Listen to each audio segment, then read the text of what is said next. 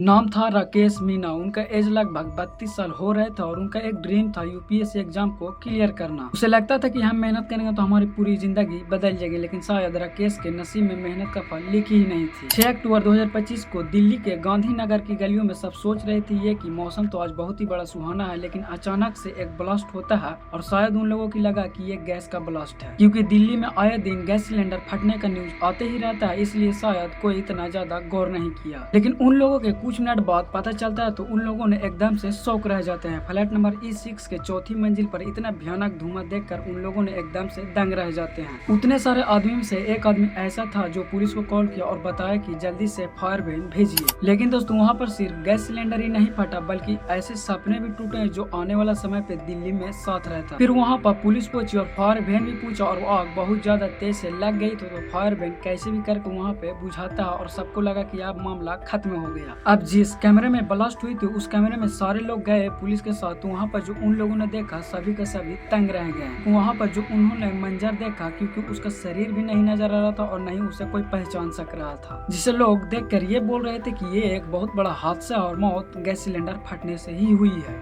लेकिन पुलिस के मन में एक सवाल था कि ये सिर्फ हादसा नहीं है, इसके पीछे कोई ना कोई राज जरूर छुपा होगा। तो चलिए शुरू से शुरू करते हैं और रामकेश और अमृता का मौत का कहानी जानते हैं। रामकेश रहने वाला था दोस्तों राजस्थान का और इनका पापा कंपनी में काम किया करते थे और माँ घर का काम संभाला करती थी। लेकिन रामकेश का मन में हमेशा चलता था कि जिंदगी में कुछ न कुछ हमें बड़ा जरूर करना है, और इसीलिए अपने गाँव छोड़कर दिल्ली शिफ्ट हुआ था ताकि हमारी यूपीएससी का पढ़ाई सही से चल सके। फिर जब रामकेश दिल्ली पहुंचा तो एक कोचिंग ज्वाइन किया, वहीं पर इनका मुलाकात हो जाता है अमृता चौहान से। अब जब मुलाकात हुई तो धीरे धीरे ये सिलसिला दोस्ती से प्यार में बदल गया।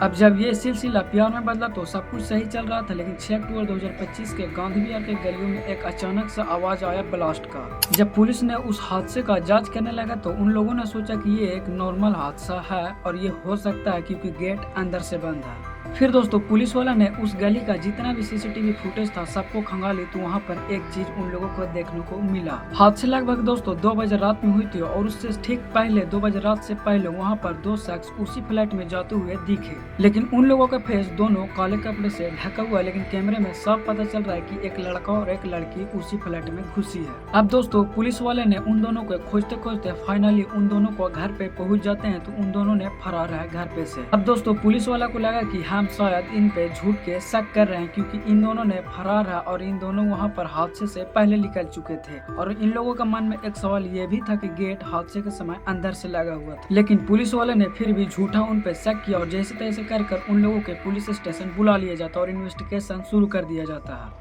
लेकिन इन दोनों ने शुरू में एकदम साफ मना कर रहे थे, लेकिन पुलिस अपने अपने तरीके से पूछ रहा था। फिर भी दोस्तों पुलिस को लगा कि ना हम इन पे झूठा शक कर रहे हैं। फिर दोस्तों फोरेंसिक की टीम पहुंची और हादसे वाला जगह पर इन दोनों को बुला लिया गया, क्योंकि फोरेंसिक की टीम ने देखा कि उस गेट में रड डाली हुई और रड के पीछे वहाँ पर जाली दिया हुआ और जाली बिल्कुल इतना कटा हुआ। अब दोस्तों सारा खेल यहीं से शुरू होने वाला था। उस लड़के को सबसे पहले बोला गया कि इस रड में हाथ डालो तो उसका हाथ नहीं गया।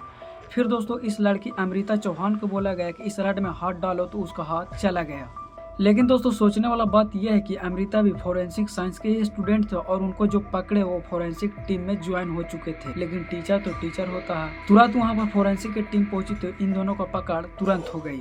अब जब पुलिस ने पूछना शुरू किया तो इन दोनों ने भाग दिया और भागते समय ये बताया कि हम और रामकेश मीना दोनों रिलेशनशिप में थे और हमारा कुछ प्राइवेट वीडियो रामकेश मीना के पास था और हमने रामकेश मीना से बहुत ही दिनों से कह रहे थे कि इसे डिलीट करो, और रामकेश मीना कहते थे कि हम डिलीट कर देंगे।